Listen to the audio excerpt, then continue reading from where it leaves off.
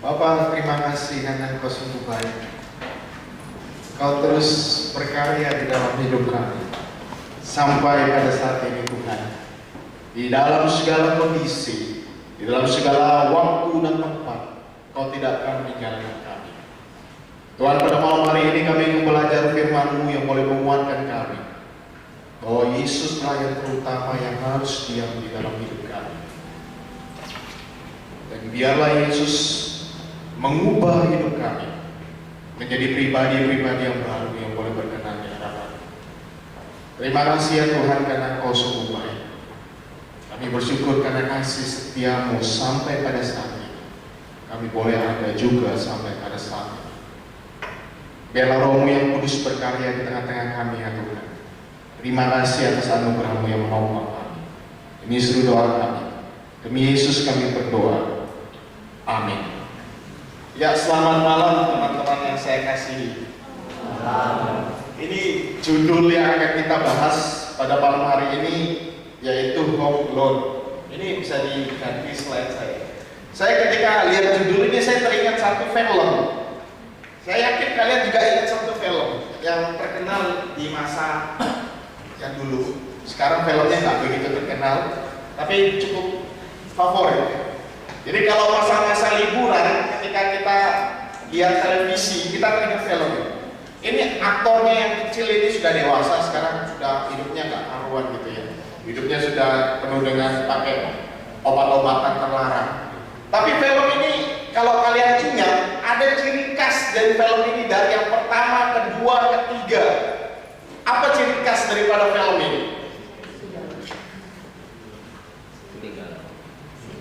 Dia ditinggal sendirian di dalam rumah. Ketika dia berada di dalam rumah sendirian, apa yang terjadi?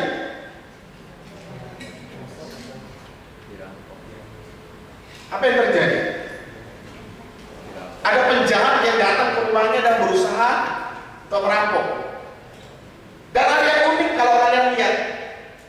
Uniknya begini. Saya bukan pengamat film sejati, tetapi saya coba merenungkan film ini dan saya lihat dengan tema dan kitab suci yang kita baca ada sedikit benang merah, ada kesinambungan. Nah, kalau film ini kalian lihat, ketika penjahat ini gagal berusaha untuk masuk ke rumah itu, dia akan bawa kekuatan yang lebih besar lagi teman-temannya untuk berusaha masuk lagi, dan dia tidak menyerah sampai nanti akhirnya penjahat itu dikalahkan dan masuk penjara gitu, singkat ceritanya begitu. Tapi yang unik itu penjahat itu kalau kalian amati, karena penjahat itu tidak pantang menyerah. Ketika dia gagal, sudah gagal dipermalukan lagi kalau kalian lihat film itu. Penjahat itu dipermalukan, tetapi dia tidak menyerah.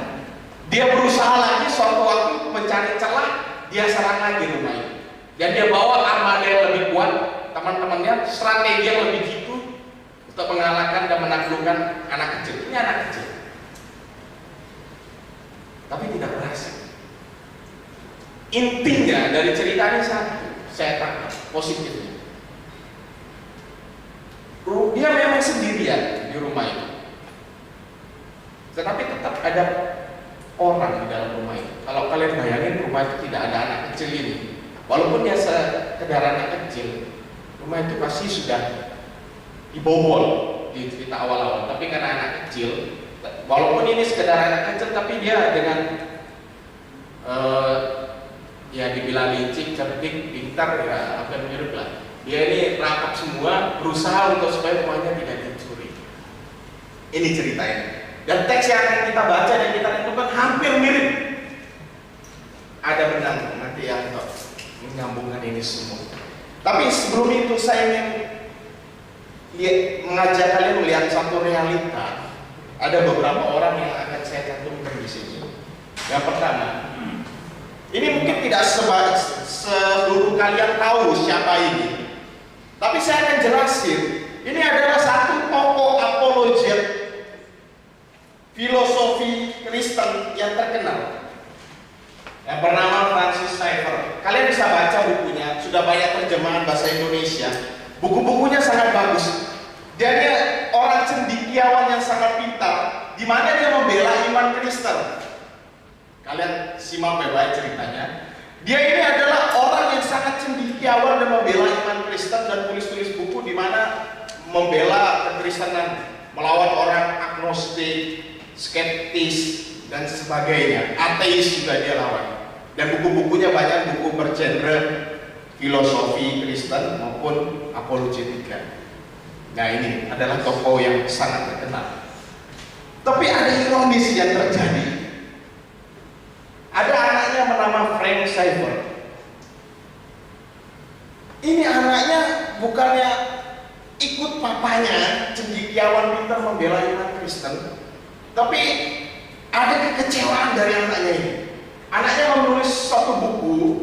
Kalian kalau ada kesempatan bisa baca buku ini. Ini adalah suratan isi hatinya dia. Dia pertama adalah orang Kristen yang percaya Tuhan, ikut papanya. Papanya ini adalah cendekiawan pintar. Kalian bayangin ya, papanya pintar, bukan orang biasa. Belajar teologi secara dalam, belajar filsafat Kristen secara dalam, belajar kitab suci secara dalam, dan dia juga mengajarkan kepada keluarganya. Tapi ironisnya, anaknya di dalam perjalanan hidupnya terakhir menolak iman. Dia meninggalkan kekristenan. Dan dia tulis satu buku. Buku ini di dalamnya dia menolak kekristenan. Karena apa? Karena kehidupan kekristenan sangat hancur di Amerika. Dia bilang jelasin di buku itu, nanti dia sangat kecewa dengan kejahatan-kejahatan yang terjadi, termasuk juga tentang aborsi, tentang sesama jenis, hubungan sesama jenis dan sebagainya. Dan ketika itu terjadi, dia mengalami kekecewaan, akhirnya dia menentang kekristenan. Sampai sekarang dia nolak kekristenan. Jadi saya ingin kasih lihat kalian kenyataan. Papanya adalah orang hebat, cendekiawan pintar. Anaknya juga termasuk pintar sebenarnya. Tetapi dalam perjalanan melihat satu kenyataan kehidupan, dia kecewa, dia tinggalkan Tuhan. Dia berkata secara sederhananya, gimana Tuhan di tengah-tengah ketidakadilan dunia? Akhirnya dia tulis buku ungkapan isi hatinya. Ya dulu dia adalah orang Kristen. Akhirnya dia bertolak, tak mau dia percaya adanya Tuhan. Ini kenyataan. Ada satu dari cerita yang pertama ini saya ingin katakan kepada kalian, bahwa seberapa pintar kalian, sehebat apapun pelayanan kalian, papanya ini sangat hebat pelayanan. Papanya ini salah satu dosen Westminster. Wah, ini salah satu topnya. Tapi di dalam masanya sekarang sudah meninggal. Dalam masanya sangat top. Pelayanan juga kalau dibilang top juga. Tapi anaknya bisa-bisa nggak percaya Tuhan.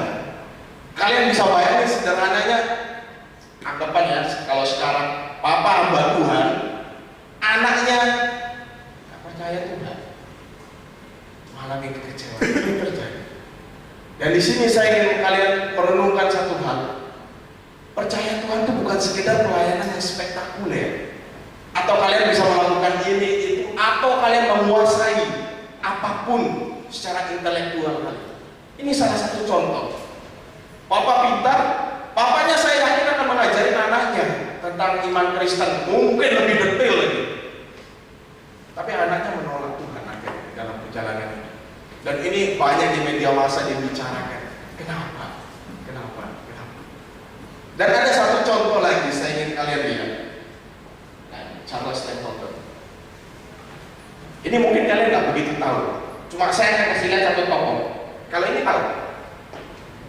Kalau Billy Graham kalian terkenal apanya? KKR. Ini salah satu pengkhotbah yang top di dalam sejarah. Sampai saat ini dia sudah tua, tapi masih eksis gitu. Tetap kuat berkhotbah untuk membara. Almarhum ini. Oh sudah. Oh 2 hari dikatakan meninggal Billy Graham. Nah, ini salah satu pengkhotbah terkenal. Pelayanannya kalau bisa dibilang, waduh perfect. Kalian perlu tahu satu nama, Charles Stapleton ini. Ini ketika pelayanan masih satu bareng sama Billy Graham. Tapi ketika dia pelayanan bersama-sama, Charles Templeton ini pas khotbah itu lebih banyak orang yang datang daripada Billy Graham. Dan banyak petobat-petobat ketika mendengarkan khotbah dari Charles Templeton. Wah, kalau berkhotbah itu membara dan pelayanan total kepada Tuhan. Wah, spektakuler. Dan dia salah satu orang yang terkenal masuk di dalam sejarah berkhotbah mempertobatkan banyak orang. Selain Billy Graham itu di bawah dia. Tapi apa yang terjadi di dalam hidupnya? Dia orang yang melayani Tuhan. Tuhan pakai sangat luar biasa. Tapi di dalam perjalanan dia juga menolak iman Kristen. Dan terakhir dia menjadi seorang agnostik, tidak percaya tentang keberadaan Tuhan. Ini terjadi. Pengkhotbah KKR yang mempertobatkan banyak orang dalam perjalanan hidup menolak Tuhan dan tidak lagi meragukan Tuhan. Apa yang terjadi di sini? Dan akhirnya di dalam perjalanan hidupnya dia menjadi seorang juru tulis terus menjadi jurnalis. Akhirnya dia seringkali tulis sebuah majalah gitu ya, menjadi jurnalis sebagainya, termasuk juga majalah porno. Kalian bayangin, pengkhotbah top. Orang yang melayani Tuhan secara total.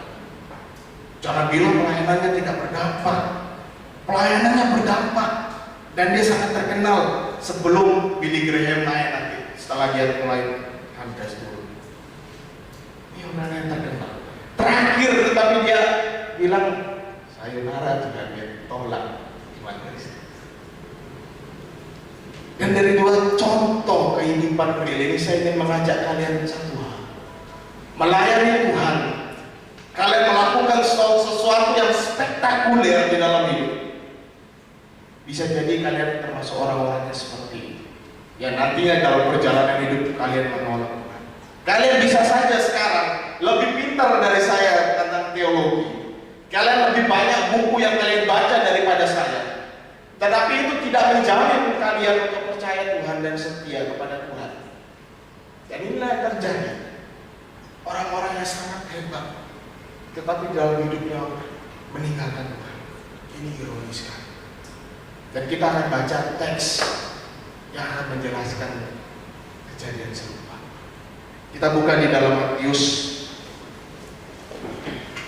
Di dalam Matius pasal yang ke-12 ayat 43 hingga ayat 45. Matius pasal yang ke-12 ayat 43 ayat 43 hingga 45. Matius pasal yang ke-12. 3 ayat saja. Kalian simak di dalam Alkitab kalian, saya akan bacakan untuk kalian. Matius pasal yang ke-12 ayat 43 hingga ayat 45. Jika sudah menemukannya, simak di dalam Alkitab masing-masing, saya akan bacakan untuk kalian. Demikian firman Tuhan. Apabila roh jahat keluar dari manusia, ia pun mengembara ke tempat-tempat yang tandus mencari perhentian, tetapi ia tidak mendapatnya. Lalu ia berkata, aku akan kembali ke rumah yang telah kutinggalkan itu. Maka pergilah ia dan mendapati rumah itu kosong, bersih, tersapu, dan rapi teratur.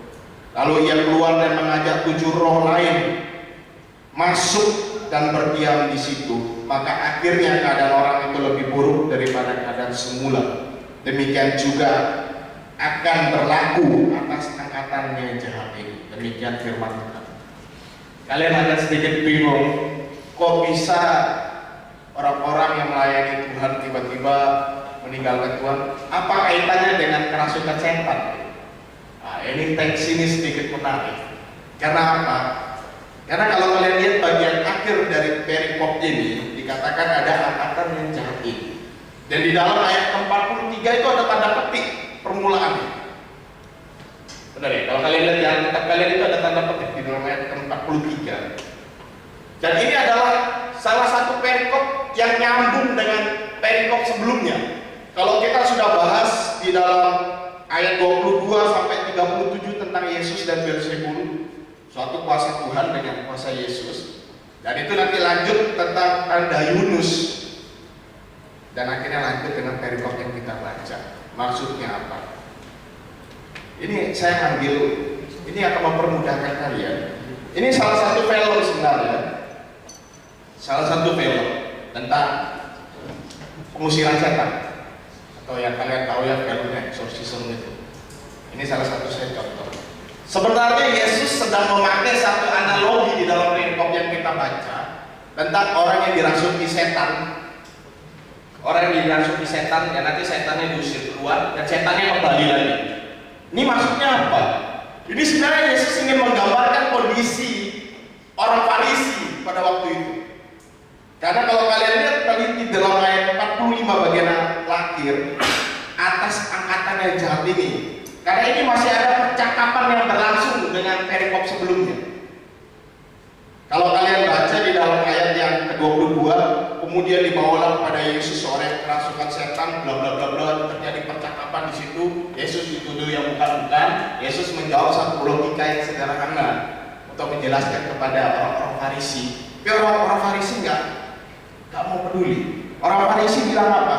Orang Farisi malah pada waktu itu berkatalah mereka ahli Taurat dan orang Farisi. Kalau kalian lihat di dalam ayat ke-38, di situ dia bilang pakai suatu tanda nabi dia pakai.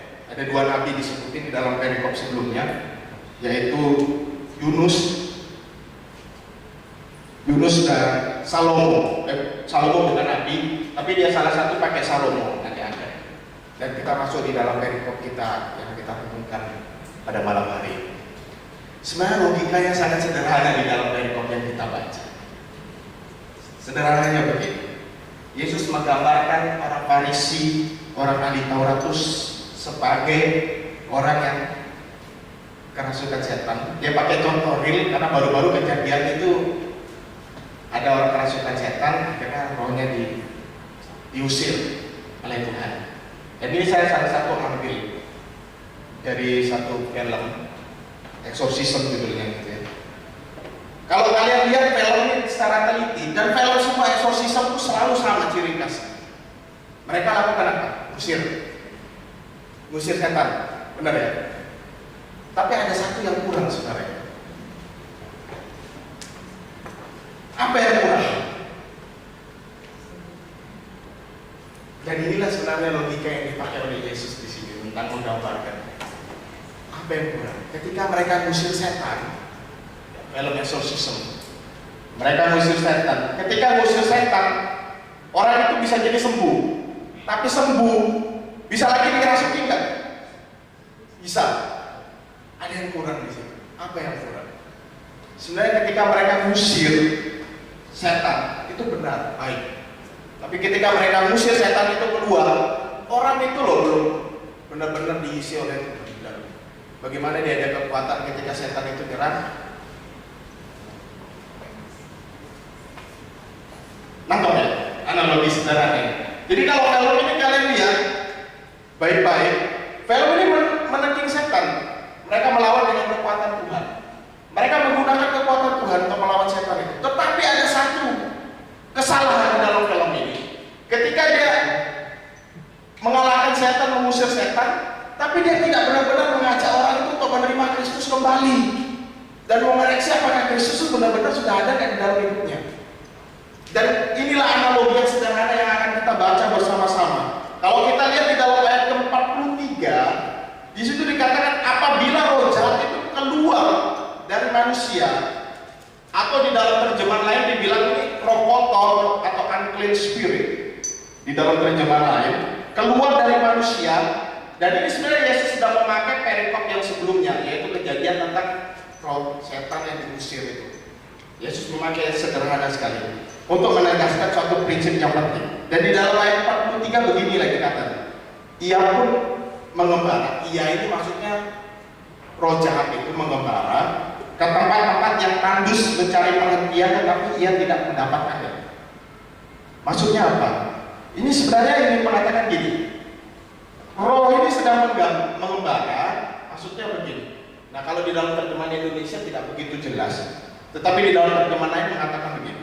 Roh ini kayak sedang itu berada di semak belukar yang mencari satu tempat yang di mana dia bisa mendiami tempat itu. Dia sedang berkelana. Dan ini bentuknya ini terus menerus setan ini mencari tempat di mana dia untuk mendiami. Ini bukan satu kali dia keluar terus dia cari tempat terus menyerang begitu saja, tidak. Sebenarnya kondisi yang dipakai di sini, setan ini terus berkeliaran hingga dia akan menemukan satu tempat. Dan bagusnya tempat perhentian di sini dalam terjemahan lain memakai tempat istirahat atau dibilang dia itu bisa bersemayam di situ. Kalau istilah Indonesia sekarang kan kalau bilang hantu itu bersemayam di situ. Nah itu istilah terkenal, maksudnya di dalam teks ini dia mencari satu tempat untuk bersemayam di situ. Dan di dalam ayat selanjutnya, di dalam ayat 44 mengatakan begini. Lalu ia berkata, aku akan kembali ke rumah yang telah kutinggalkan. Nah ini, lalu roh itu berkata, aku akan kembali. Istilah kembali di sini berarti pulang. Nah di sini kita bisa nangkap. Di dalam ayat 44 terjemahan kembali itu maksudnya dia pulang. Maksudnya pulang apa? Dikatakan rumah. Kenapa penulis pakai Yesus memakai istilah rumah? Maksudnya ini tempat di mana dia pernah tinggal. Jadi dia akan pulang ke rumahnya sendiri. Nah ini teks ini di dalam ayat 44 ingin mengatakan gitu. Rumahnya itu yang mana? Kerasukan itu yang pernah dia masuk terus dia diusir, dia akan pulang ke rumahnya. Maksudnya apa? Karena itu rumahnya dia, tempatnya dia bersemayam sebelumnya, dia akan kembali ke sana. Tapi tidak berhenti di situ, dikatakan begini. Karena ada ketidaksempurnaan di dalam rumah itu, tapi di sini gambaran ketidaksempurnaan itu sangat amat indah. Maksudnya apa? Nah di dalam ayat 44 kita baca rumah itu kosong, bersih, tersapu dan rapi teratur. Nah ini sedikit membingungkan, tapi saya akan jelaskan secara sederhana begini. Jadi rumah yang dia tinggalin ini bukan lagi rumah yang nanti pas dia kembali bos setan ini kecewa gitu ya. Ini analogi sederhananya. Pas setan itu balik, rumahnya kotor, saya tidak layak tinggal di sini. Saya nggak mau tinggal di sini. Bukan begitu. Tapi pas dia balik, dia lihat rumah itu kok seakan-akan sudah siap untuk dia tempatin lagi. Kenapa begitu? Ya karena rumah itu tidak dipersiapkan baik-baik, tidak ada penghuninya, tapi seakan-akan setan itu disambut kembali untuk pulang. Dan inilah problemnya di dalam ayat 44. Yesus tadi gambarkan di dalam ayat 45, lalu ia keluar dan mengajak 7 roh yang lain lebih jahat daripadanya, dan mereka masuk berdiam di situ. Maksudnya apa? Roh ini mengajak teman-temannya, mengatakan ini tempat tinggal saya yang layak dan kita mari bersama-sama diam di situ. Dan apa kesimpulan dari sini? Saya ingin lihat kalian berapa gambar, terus nanti akan saya jelaskan. Ini satu rumah kosong, dipersiapin semua rapi. Saya ambil beberapa gambar. Nah kira-kira gambarnya kalian bisa gambar, itu membayangkan gambaran Yesus memakai analogi. Yesus ingin memakai begini, sederhananya. Memang orang Farisi, ahli Taurat bisa melakukan sesuatu yang spektakuler, termasuk usir setan. Termasuk usir setan mereka bisa. Tetapi mereka tidak sadar satu hal. Ketika mereka musir itu semua, mereka tidak menerima, mengajak orang itu menerima Tuhan. Karena apa? Karena mereka sendiri, Farisi dan ahli Taurat itu menolak Tuhan. Makanya di dalam sebelumnya itu ada tanda Yunus. Maksudnya apa? Yesus itu ingin membandingkan dirinya bahwa dia ini lebih hebat dari Yunus dan lebih berhikmat dari Salomo. Dan dia ini adalah Mesias yang dijanjikan itu. Tetapi orang Farisi dan orang ahli Taurat itu menolak. Menolak Yesus berarti mereka membuka diri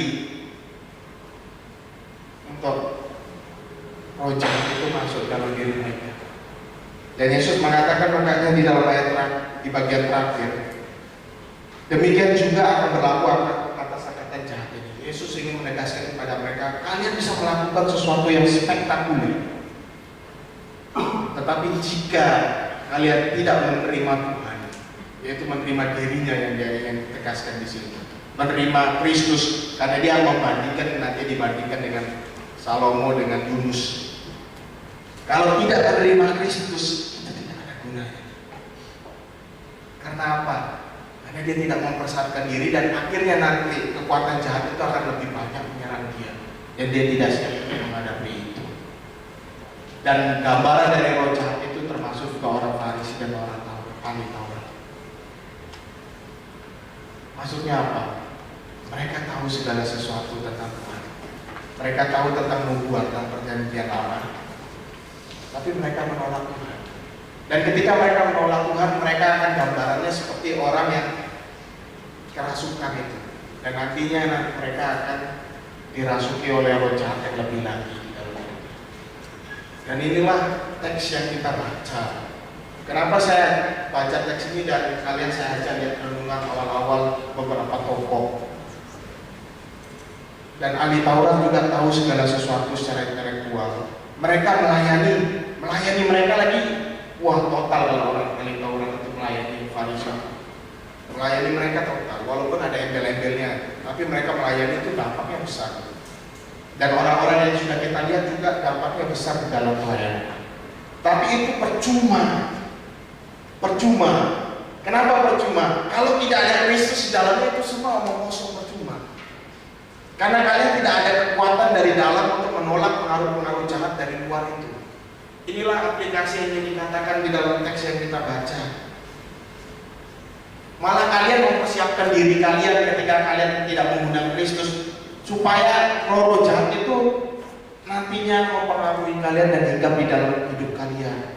Kalian tidak mengizinkan Kristus itu hadir di dalam hidup kalian. Ini teks yang dikatakan di dalam Matius pasal yang 12 ayat 43 sampai 45 ini. Menjadi pertanyaan bagi kalian semua, sudahkah kalian menerima Kristus itu secara pribadi dalam hidup kalian apa enggak? Jangan sampai kalian menyediakan, kalian melakukan, ini kan pelayanan spektakuler. Spektakuler nggak usah setan. Spektakuler, kalau saya disuruh pilih karunianya saya mau aja gitu. Wow, kan keren ya. Saya bisa. Walaupun saya takut sama setan gitu. Kalau dikasih tanggung jawab ini saya mau aja gitu. Tapi dikatakan itu semua percuma. Kalau kalian tidak menerima Kristus dan kalian tidak mengundang, mengajak orang yang kerasukan ini juga menerima Tuhan, itu omong kosong semua. Pelayanan kalian sia-sia.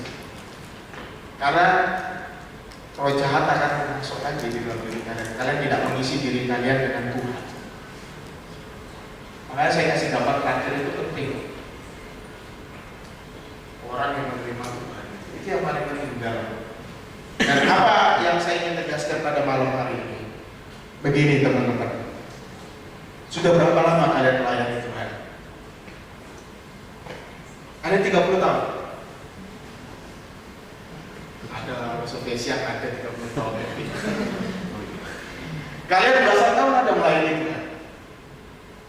Adalah sekolah minggu masa nggak melayani, paling di depan plak-plok nyanyi-nyanyi. Ada. Ada kalian 5 tahun melayani Tuhan di dalam musik dan bercerita di sekolah ini? Ada? Ada. Mungkin ada 2 tahun, 3 tahun kalian melayani Tuhan? Ada? Ada. Sudah berapa lama kalian menjadi orang Kristen? Ada 5 tahun? Lebih. 10 tahun? Lebih mungkin. 15 tahun? Lebih mungkin. Ada sampai 30 tahun sudah menjadi orang Kristen.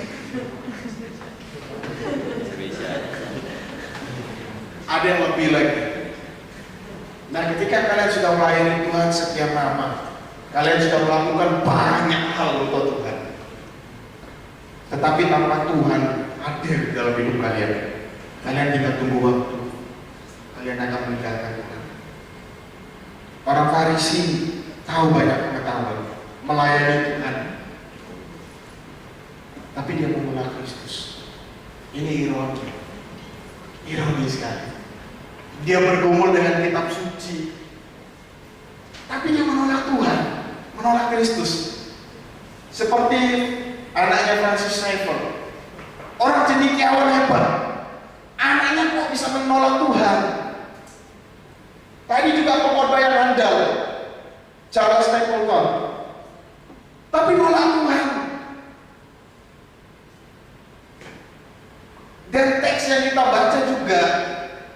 orang yang diusir roh jahatnya di dalam dirinya tanpa dia benar-benar diundang, diajak untuk menerima Tuhan, mereka akan meninggalkan Tuhan juga. Tidak ada gunanya. Bukan itu prinsip utamanya.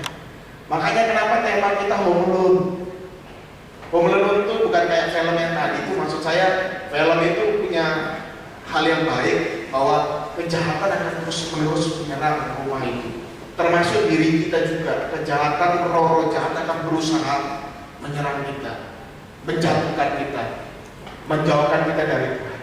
Sekalipun kalian sudah berapa puluh tahun menjadi orang Kristen, sekalipun kalian melayani Tuhan, sekalipun saya juga hamba Tuhan, tanpa benar-benar Tuhan ada di dalam hidup saya akan meninggalkan Tuhan suatu waktu nanti.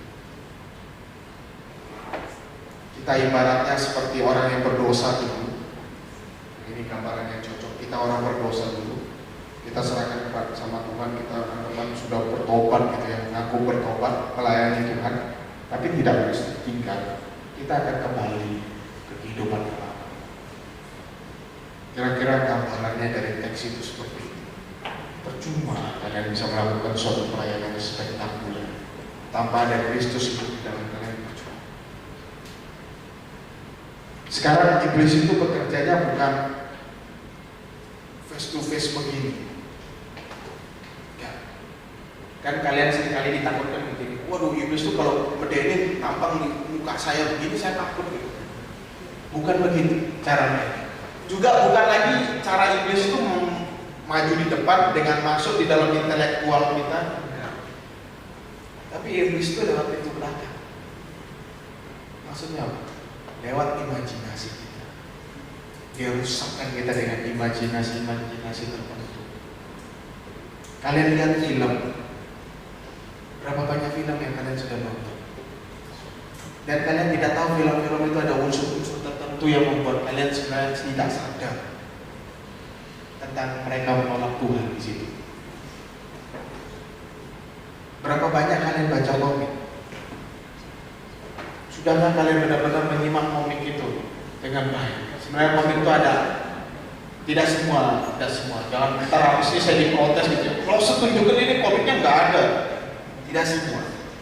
Tapi sudah kalian pernah ada komik-komik tertentu yang sebenarnya mengarahkan kalian untuk menolak Tuhan.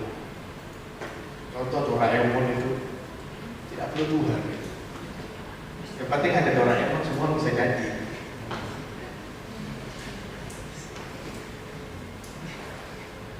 Ya film One Piece juga saya kan begitu ya. Banyak itu juga mengandalkan kekuatan. Itu salah. Walaupun saya senang tapi salah juga. Tapi itu yang terjadi. Iblis sedang merusak kita melalui imajinasi kita. Kita lihat film kekerasan itu merusak imajinasi kita. Kita tidak lagi memikirkan Tuhan sebagai yang utama, tapi kita dirusak dengan hal-hal yang kekerasan, seksualitas, dan yang lain-lain.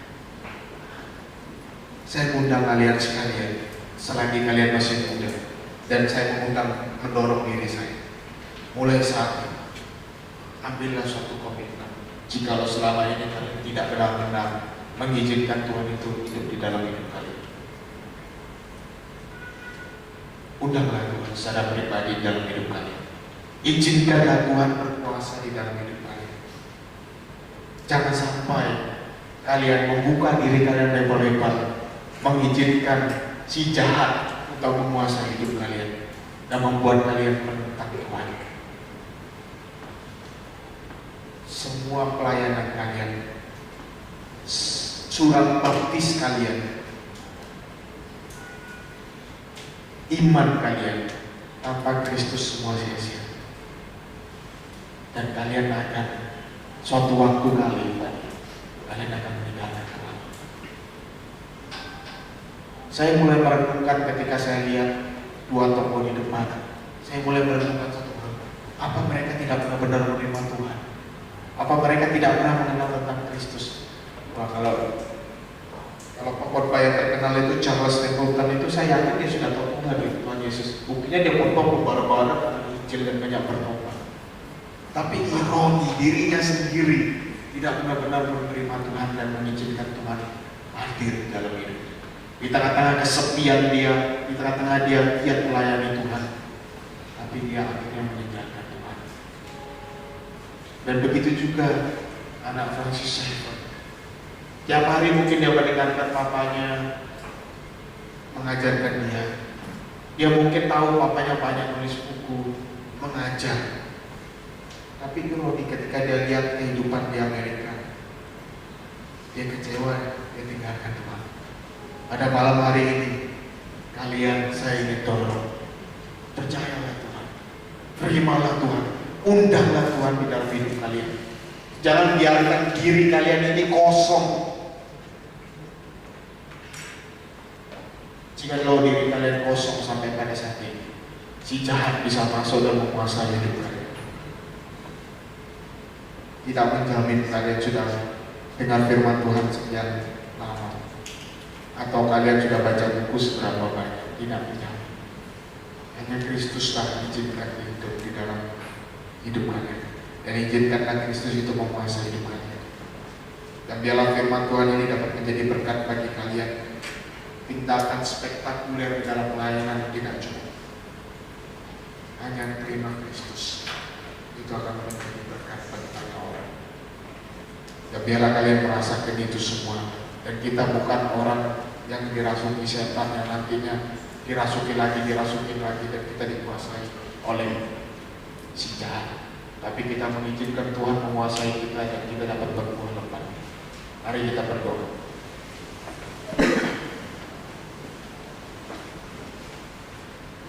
Bapa kami yang di surga, terima kasih atas kebenaran firman Tuhan yang boleh kami dengar. Tuhan, banyak contoh yang kami boleh lihat. Orang-orang yang percaya kepada Tuhan, yang melayani Tuhan dengan totalitas. Tapi mereka tidak sungguh-sungguh mengizinkan Kristus berdaulat dalam hidup mereka. Atau mereka tidak benar-benar mengizinkan Tuhan hidup di dalam hidup mereka. Sehingga mereka di dalam perjalanan hidup mereka meninggalkan Tuhan. Tuhan, demikian juga kitab suci yang kami sudah baca. Kami bagaikan orang yang telah dikerasukan dan setan di dalam diri kami sudah diusir. Tapi jikalau kami tidak menerima Kristus, kami benar-benar membuka diri kami untuk dirasuki kembali, dan hidup kami tetap sama seperti yang dulu. Tidak ada perubahan dan kami menjadi batu sandungan bagi orang lain. Berkati kami semua ya Tuhan. Kami menyerahkan hidup kami secara penuh kepadamu. Ini seluruh doa kami, terpujilah Tuhan itu. Demi Yesus kami berdoa. Amin. Saya serahkan kembali kepada pemimpin pujian.